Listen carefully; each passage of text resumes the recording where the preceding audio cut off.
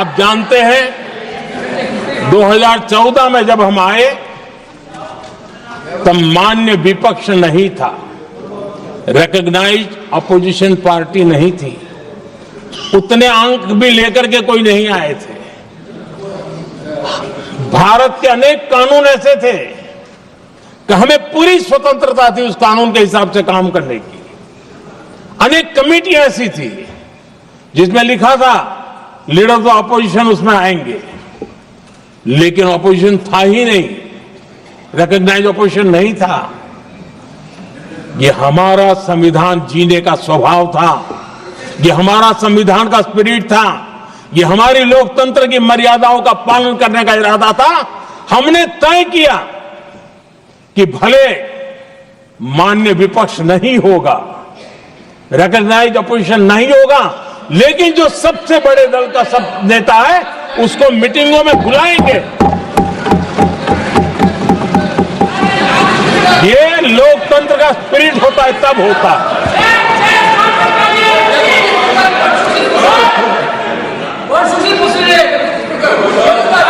चुनाव आयोग की कमेटियां, आदरणीय अध्यक्ष जी, पहले तो प्रधानमंत्री फाइल करके निकालते थे।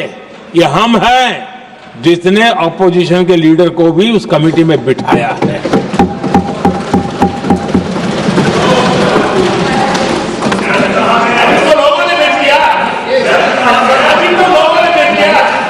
और हमने इसके लिए कानून भी बनाया और आज विधिवत रूप से इलेक्शन कमीशन बनेगा तो अपोजिशन लीडर भी उसके निर्णय की प्रक्रिया में हिस्सा होंगे।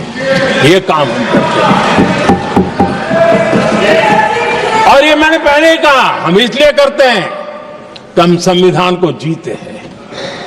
आदरणीय अध्यक्ष जी, दिल्ली में आपको कई स्थान ऐसे मिलेंगे जहां कुछ परिवारों ने अपने म्यूजियम बना करके रखे हुए हैं।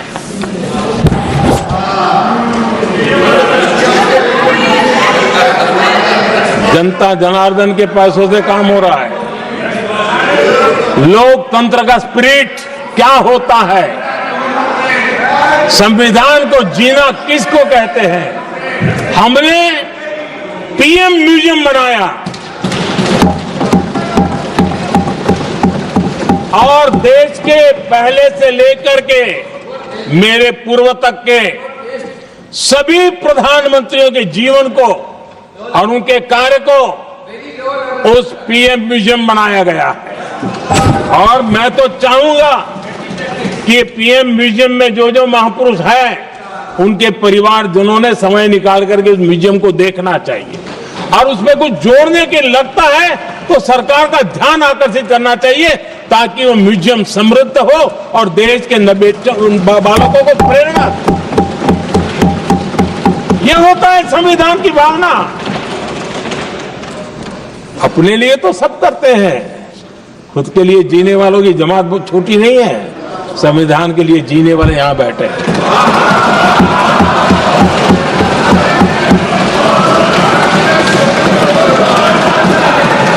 आदरणीय अध्यक्ष जी,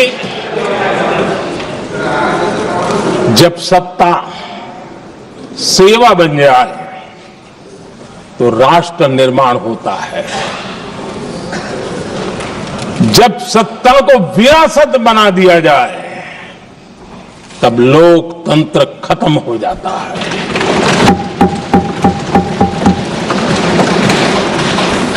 आदरणीय अध्यक्ष जी, हम संविधान की भावना को लेकर के चलते हैं। हम जहर की राजनीति नहीं करते हैं।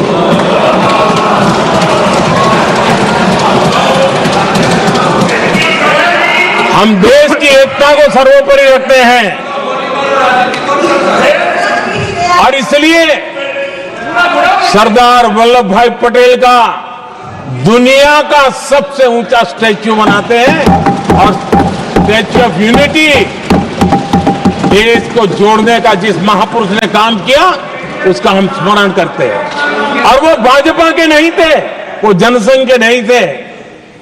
हम संविधान को जीते हैं, इसलिए इस सोच से आगे बढ़ते हैं।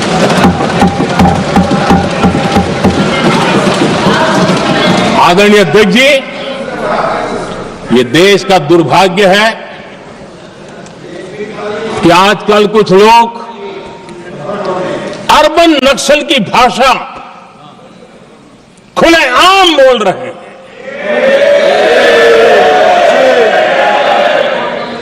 और अर्बन नक्सल जिन बातों को बोलते हैं, इंडियन स्टेट के सामने मोर्चा लेना, ये अर्बन नक्सल की भाषा बोलने वाले इंडियन स्टेट के खिलाफ लड़ाई की घोषणा करने वाले न संविधान को समझ सकते हैं, न देश की एकता को समझ सकते हैं।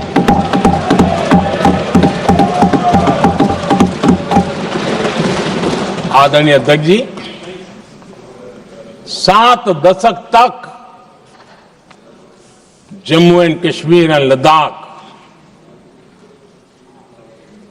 उसे संविधान के अधिकारों से वंचित रखा गया।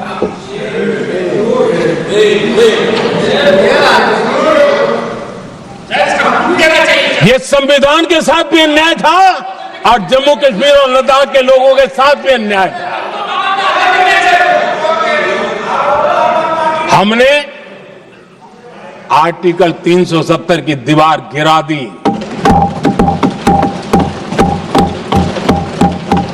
अब जम्मू कश्मीर और लद्दाख के उन राज्यों को, देशवासियों को जो अधिकार हैं, वो अधिकार उनको मिल रहे हैं।